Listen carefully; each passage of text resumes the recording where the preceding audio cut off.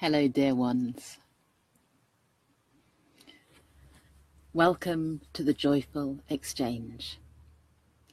For those of you who are new and who don't know me, my name is Maryjane, and every day I do this crazy thing of going down to the woods and recording the sounds of the birds and the trees and the streams and making a podcast to send to you.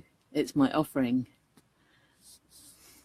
The universe is offering through me to you.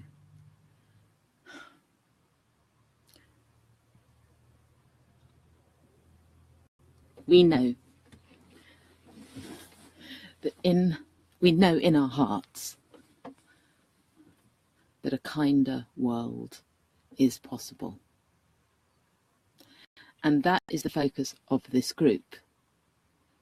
To cultivate, to find inside those visions and feelings of this world that our hearts know is possible. And I believe that we know it's possible because we have the wisdom of life flowing through us. And as I go into the forest every day, the idea is that these sounds of nature will awaken within us that innate knowing of our connection to nature. Not connection. Connection gives it a wrong feeling. We are nature. Not connected, but actually are.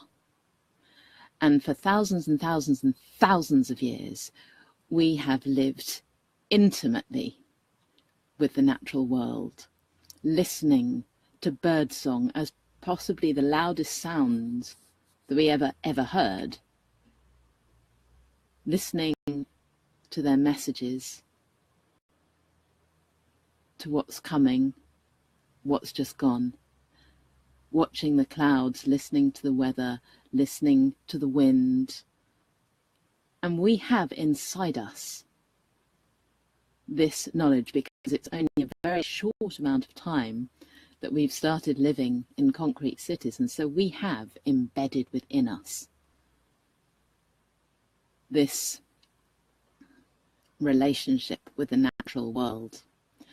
And this natural world has very evidently within it the wisdom of creation.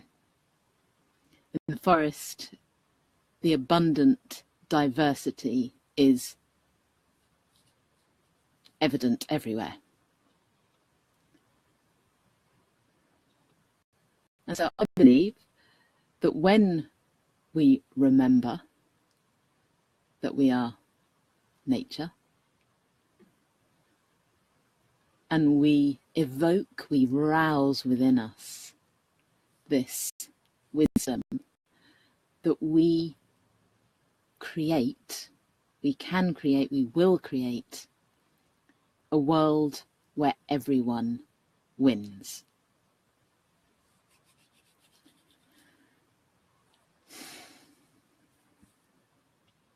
Yeah. It might seem like a tall order. Today is Equinox. Today is the day where all over the world there is an equal amount of light and dark. And although the kind of moving forward energy or emphasis of this group may well seem to be focusing on the light, on the good things coming, of the wonderfulness that we are,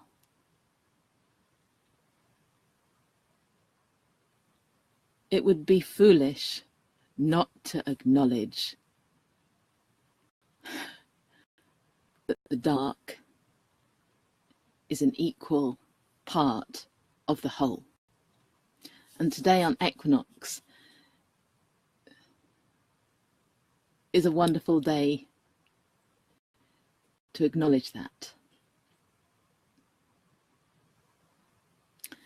there's a story, perhaps you know it. It's from the Cherokee Indians. And in the story, a grandfather is talking to his grandson. And the grandfather says, "Grandson, inside me, there are two wolves fighting all the time.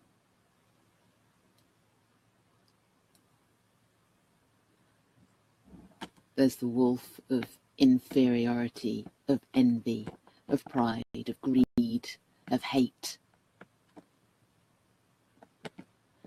And there's the wolf of joy, compassion, and hope.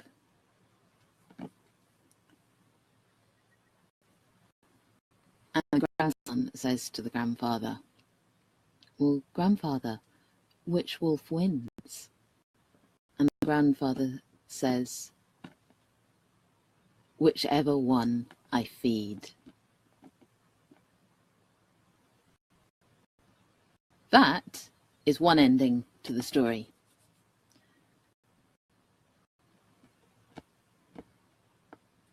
And we can see where that's going to go. Which wolf do we feed? The one inside, basically, that makes us feel not so good, or the one that makes us feel so good? This is a kind of obvious way for the story to go, but I heard of another ending which I actually prefer. And in this ending, the grandfather says,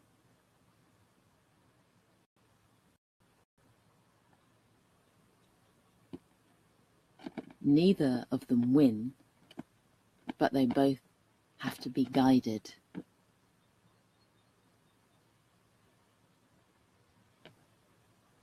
And he talks about how there are qualities to both sides, the light and the dark, that can work together and support each other.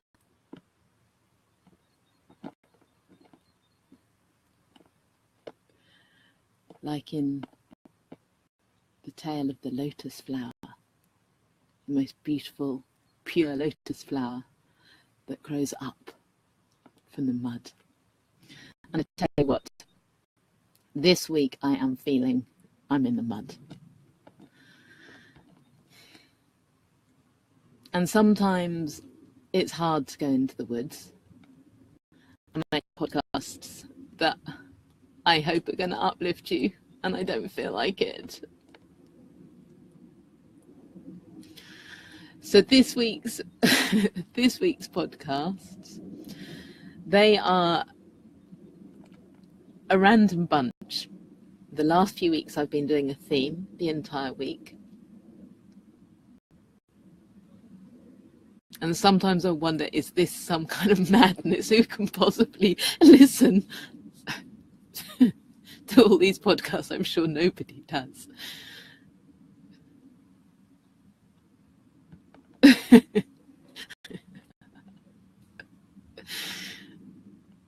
And yet somehow I keep going to the forest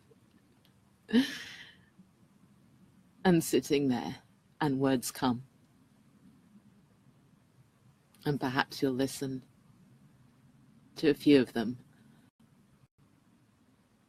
And I hope that they give you a gift. The sounds of the birds and the sounds of the stream are wonderful.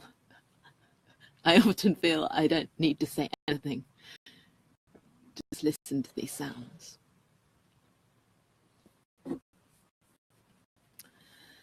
So I've been struggling this week with the dark.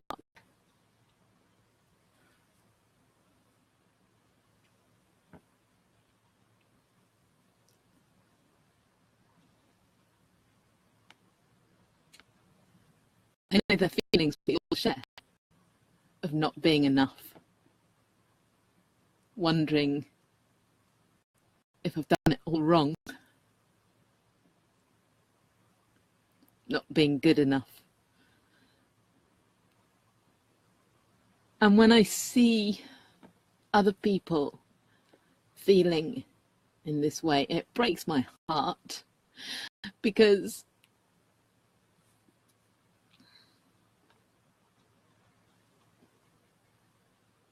we can see the enoughness in each other.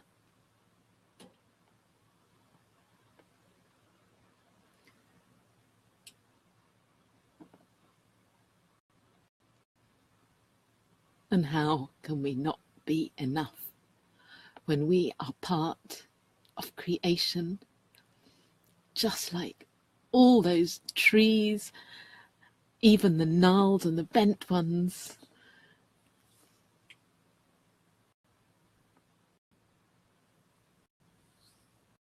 All just perfect in our own way.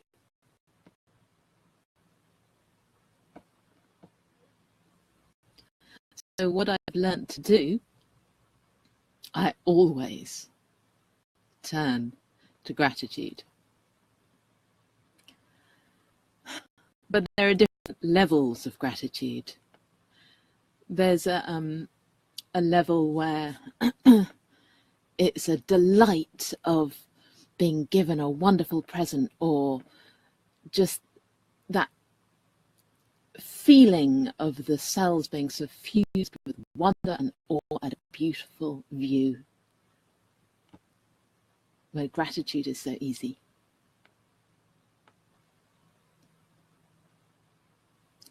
But there's another level.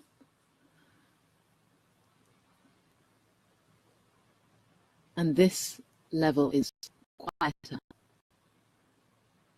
And it's a level of deep acceptance. And this level of gratitude says, thank you for now being exactly as it is. Thank you for me feeling the way that I feel.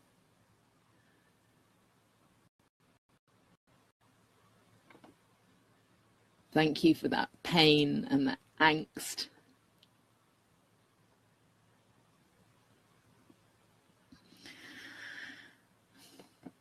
Because this is part of the human experience. This is part of the dark wolf. This is part of the night, and it's part of the equinox, and it's part of what makes the whole.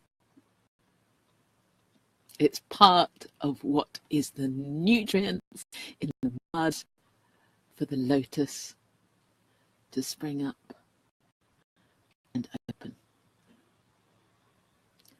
It is the compost for us to go on. And as we say thank you for this compost, instead of trying to push it away,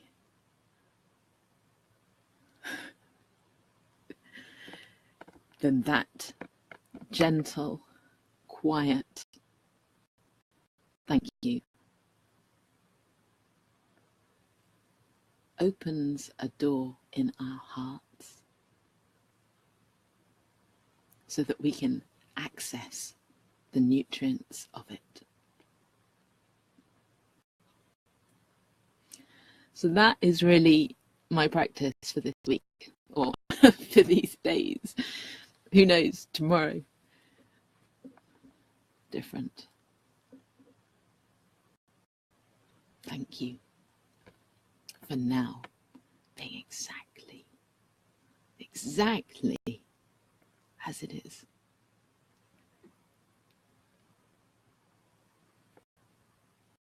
And as that door in the heart opens, there is a relaxation of the whole being into the flow of life, the stream that carries us, that fills us, that guides us. And it's like a surrender.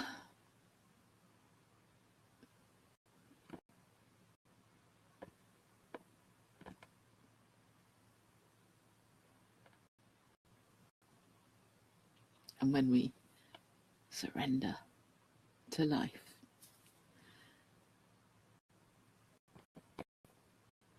we can relax, know that we are carried through the deep pools, through the shallow parts, over the rocks, round the banks, down the waterfall, up again into spray. We're carried.